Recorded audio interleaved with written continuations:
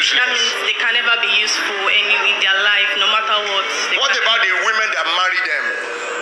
I don't know. That's their own. They are useless. Yeah, my uncle. Okay.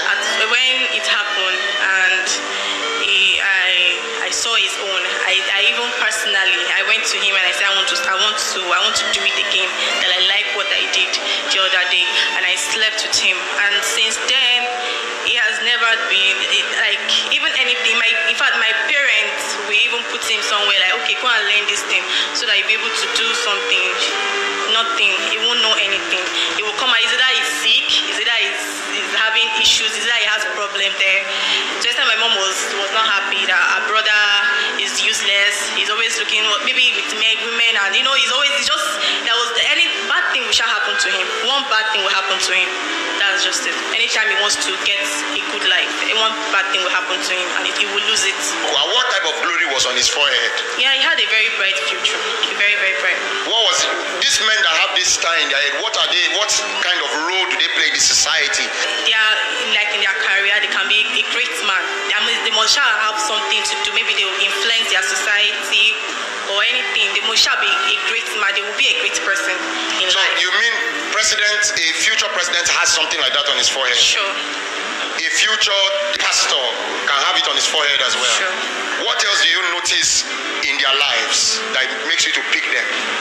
That's all. Nothing more. There is nothing. I don't need anything from them. I don't need their money.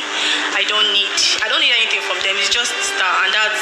But them, they feel that okay, it's the money she wants, or maybe she likes me, or maybe she wants to date me. But me, I don't care. That one is my star. Is it that the person must be good looking, handsome, or anybody? Even if he's a carpenter, I don't care. But that means carpenter too can have star in front of his head. Yeah, sure. Can. Mechanic can have that star too. Anybody can have the star. Yeah. How do you know the star has faded when you see them? When I sleep with them, I don't even go back to them anymore because I know I've taken what I want. So where do you people take this star to after you've taken it from them? I take them back to the goddess. To the goddess. Yeah. What does she use them for? I don't know. My own is just the tax. Anything she wants, just get more power and more glory. So it was to get more. But you that they were using, how were you? How was your own life? I won't lie, I wasn't happy. Sometimes because the kind of family I came from a very Christian family, and my parents are very strict when it comes to us going out. There was no freedom for me to go out, and that was why I always have issues with my parents. We don't talk because if they say anything to me, I will talk my own back times 10. Because of that spirit that was in you. Yes. You were not afraid of anybody. I wasn't afraid of anybody. I would say my own, and anything they want to do, that's their business. But I've said my own. And my parents, my dad, my mom she was the only one who was, but my dad would just be like, you see, I'm part of my children. I don't take you as much. And you are the first child? Yes, I'm the first child. What were the bad things this spirit was making you to do apart from disobedience to your parents? I was very stubborn. I was very stubborn. Very, very stubborn. I'm a very stubborn person. And I was frustrated. I was a trouble in the house. I was a trouble. In fact, my dad always called me she always call me tout. Anytime he wants to say tout, come here, and I will come. So I was a trouble in the house. Because anytime I sleep with men and I come back home, I realize that I've done something, and I'll just be angry that why did I do this thing? What made me do this thing? Why am I like this? Why is my life like this? And I will start crying. I will start shouting at everybody at home. My mom will just be looking at what's wrong with this one. She will just be angry every time. Every small thing you just pick problem, you look for trouble every time. But they don't know what's wrong with me. They just think that maybe that's that kind of life. So that day I was sitting down, and the man of God came to meet me and told me that why am I frustrated? And I said I just kept quiet because in that kind of thing you can't say anything because you know the repercussion if you tell anybody. So I kept quiet, and he left me. I didn't say anything. I with one bad eye and he left. Then he came back again and told me that I said something is wrong with you. And I said, okay, yes, what do you want to do about it? And he was like, that was when he started rebuking and everything. And before I came here, like 2 weeks or 3 weeks ago, I was frustrated. In fact, I was tired. I was just tired. I was annoyed. I was angry. I was even angry on myself.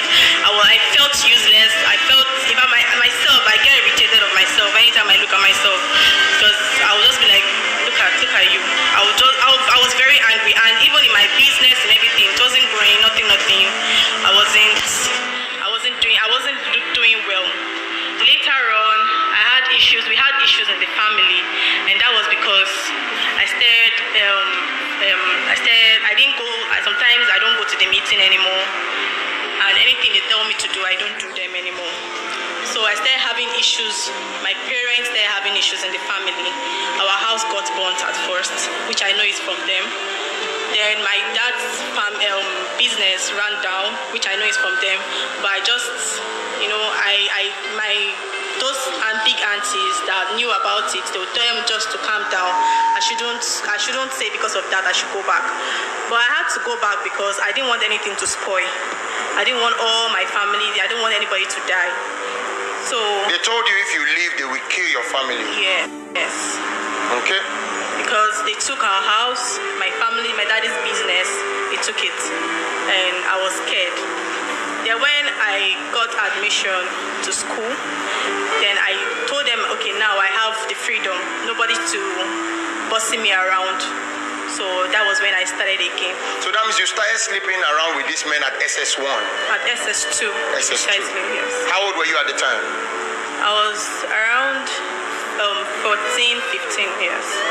Then when I went to university, I saw people who like my lifestyle, people who go out, go to club, meet men. Then I was happy. Then I told them I wanted to be their friend. Then I became, but both of us, I was the only one who had that bad mission. Them was because of their own money, they need money. But me, I don't need money for anything. I just want men glory. So they thought we're all the same thing. They didn't know I had a different mission. Because my best friend, me and her, we don't really talk why? Because I don't like telling her about myself, because she will always tell me that what you are doing is wrong. So she was the one that told me that, okay, you know what? I want you to come to this church.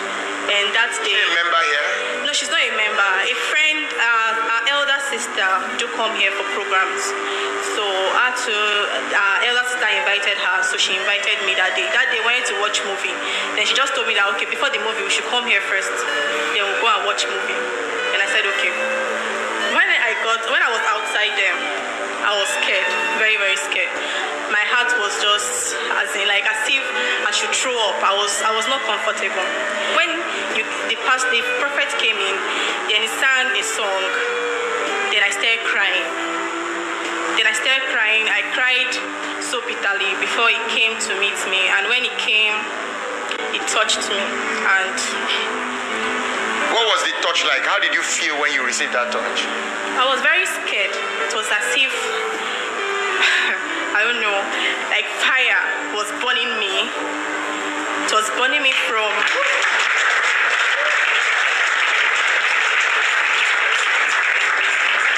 It was burning you from where? From my toes to my head.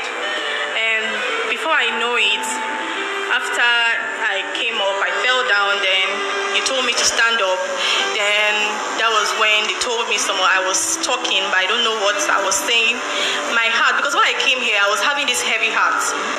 My heart was very heavy. But when he talked to me, I had this peace of mind. My heart was just as if they poured cold water on me. I was having this peace of mind. So what else did you notice after the deliverance? After the deliverance, that day when I got home, my dad was expecting me, as he was happy. He came, I don't know why he was happy, but when he saw me, he was happy.